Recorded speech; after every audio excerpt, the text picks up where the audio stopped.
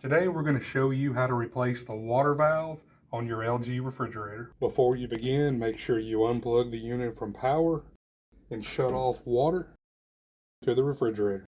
We're going to start by removing the main supply line that feeds water from the house. When you do this, you may want to take a towel and lay it down to catch any residual water. Or you could have a tray down here, a catch tray, to catch any water that may come out.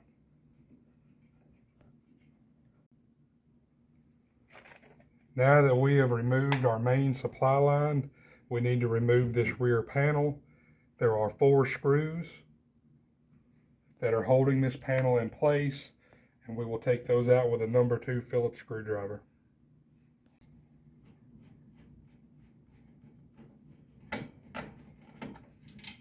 Now that we've got our last screw out, we will lift this panel up and away,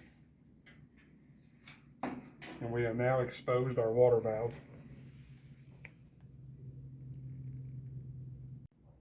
There's 1 screw that's holding this water valve in place, so we'll remove this Phillips head screw.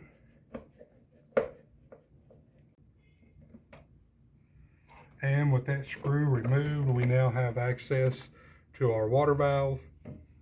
If you want to, this may be a good time to take some pictures of where the water lines are going if you're concerned about putting them back in the right place. So next, we're going to unplug the water valve. This particular water valve has 2 plugs. Yours may just have 1, but to unplug these, there's release tabs that you need to press in on while you're pulling down on the harness. So just push in on that release tab and pull down. So we have now unplugged the water valve, and we have it out where we can work with it better to get these water lines off, which is what we'll be doing next. Now we're ready to remove the water lines. To do this, each water line has a C-clip that you'll need to remove first. So using a pair of needle nose pliers makes this a little easier to get those C-clips off.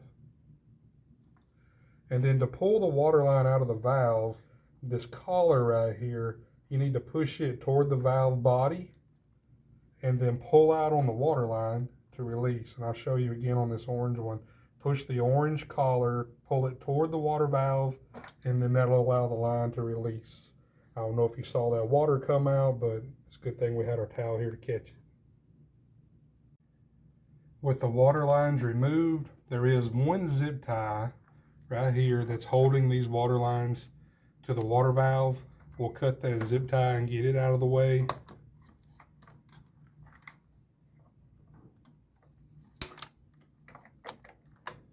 And now our water valve is fully removed and we're ready to install our new one. So we'll now install our new water valve.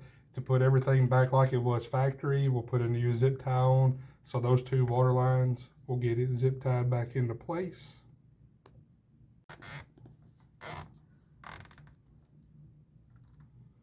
So our water lines are back into place. I'll show you on these water lines, when you go to reinstall them, there's 2 black lines.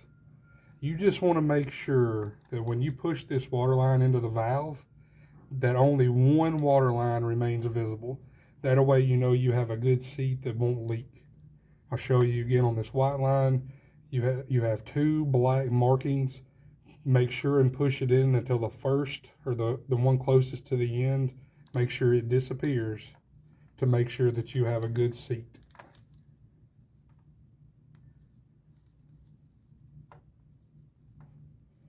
So those are proper connections. Now that all 3 of our water lines are back in, we can only see 1 black line on each one. We'll simply put our C-clips back into place.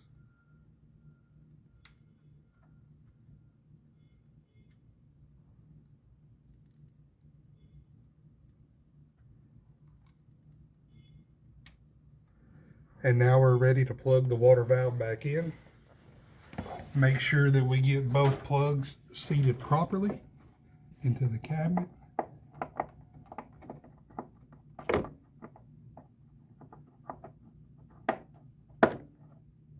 You'll feel it click into place.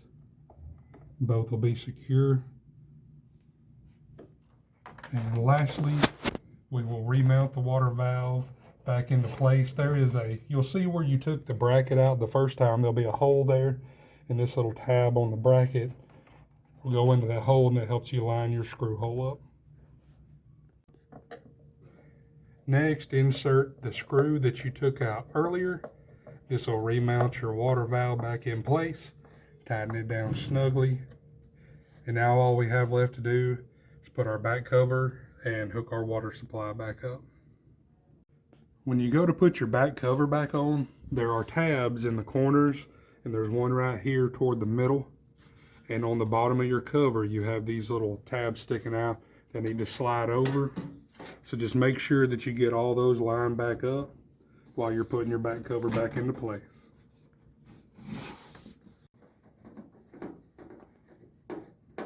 So we've now installed our 4 screws back into our rear panel.